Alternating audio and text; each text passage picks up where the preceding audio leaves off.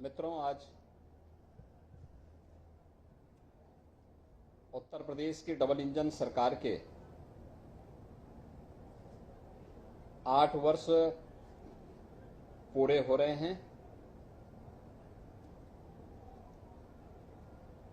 आदरणीय प्रधानमंत्री जी के प्रेरणादायी मार्गदर्शन और नेतृत्व में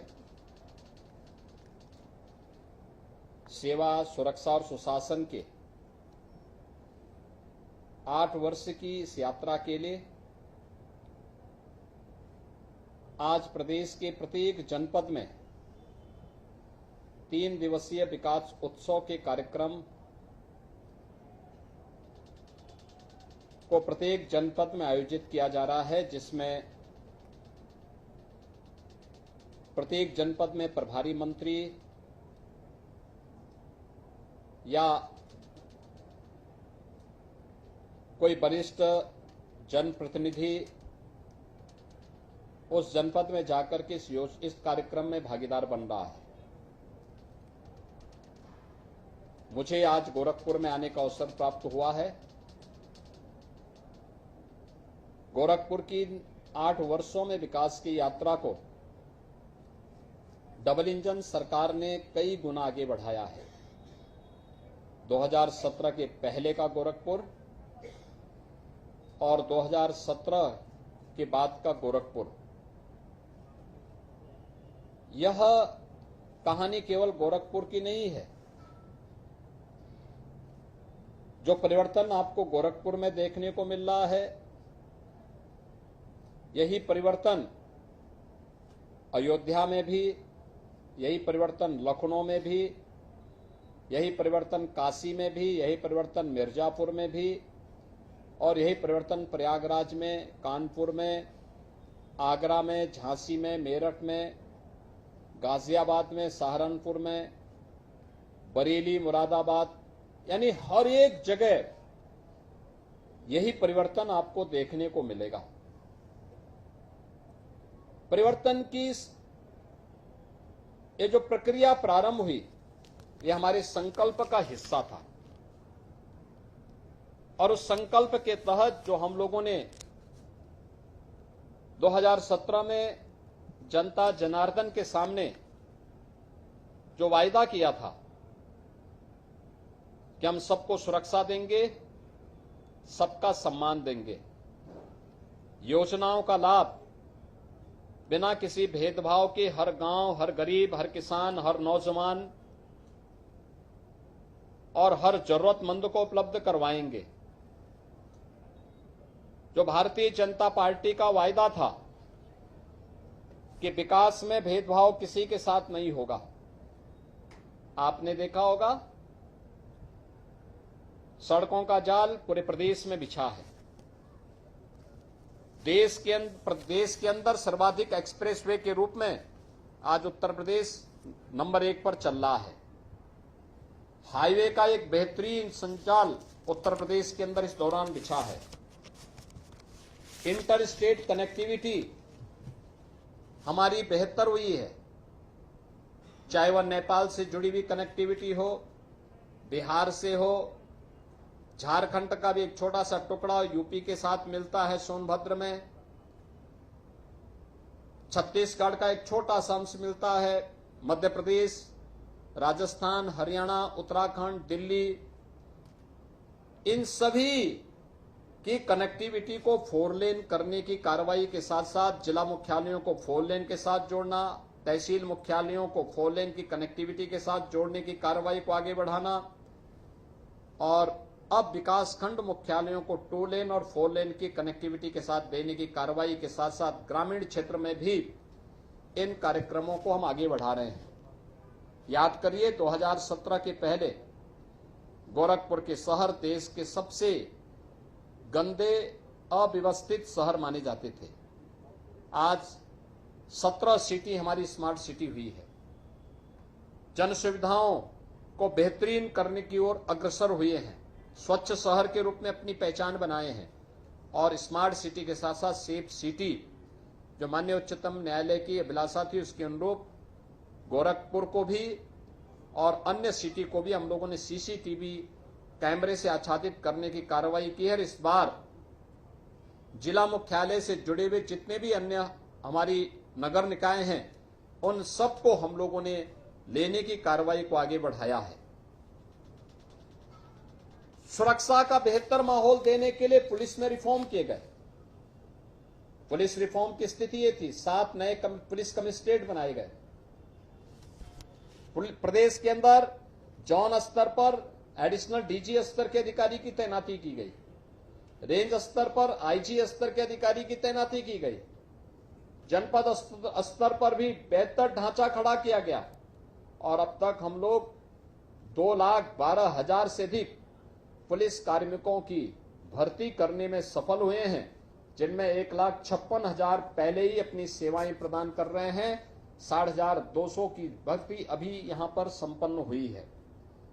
प्रदेश के अंदर पुलिस की क्षमता को बढ़ाने के लिए, उनकी ट्रेनिंग क्षमता को बढ़ाने के लिए, याद करिए जब हम 17 में आए थे मात्र 6,000 पुलिस कार्मिकों की ट्रेनिंग हो सकती थी, और अब 60,200 से अधिक पुलिस कार्मिकों की हमने भर्ती की है। सबकी ट्रेनिंग एक साथ होगी, यानी इतनी हमने क्षमता को 10 गुना अधिक बढ़ाया है। पुलिस कार्मिकों के लिए पहले कोई व्यवस्था नहीं होती थी, कोई बैरक नहीं हुआ करता था। आज हर जनपद में जो हाई राइज बिल्डिंग होगी वह पुलिस के बैरक के रूप में वहां पे जानी जाएगी। गोरखपुर में भी बनी है। पीएससी कंपनियां जो दंगाइयों के लिए काल होती थी, पिछली सरकारों ने शरारतन उन्हें बंद किया। आज हम लोगों ने सभी कंपनियों को बहाल करने का काम किया है, और इसके साथ ही उनमें रिफॉर्म किए गए। एसएसएफ की 6 कंपनियां गठित की गई, एसडीआरएफ की कंपनी गठित की गई। हाई राइज बिल्डिंग में अगर दुर्भाग्य से कहीं आग लगती है तो हाइड्रोलिक टेंडर, फायर टेंडर भी पहली बार उत्तर प्रदेश फायर सर्विसेज में इसको शामिल करने का काम किया गया। नए थानों का गठन हुआ, साइबर सिक्योरिटी की व्यवस्था की गई। फॉरेंसिक लैब के साथ साथ आज फॉरेंसिक इंस्टीट्यूट भी उत्तर प्रदेश के अंदर चालू हो पाया है। यानी ये सभी व्यवस्थाएं व्यवस्थित रूप से आगे चलते हुए प्रदेश सरकार एक और सुरक्षा का बेहतर माहौल दी, तो उसका परिणाम रहा उत्तर प्रदेश में हर एक व्यक्ति ने अपने आप को सुरक्षित महसूस किया।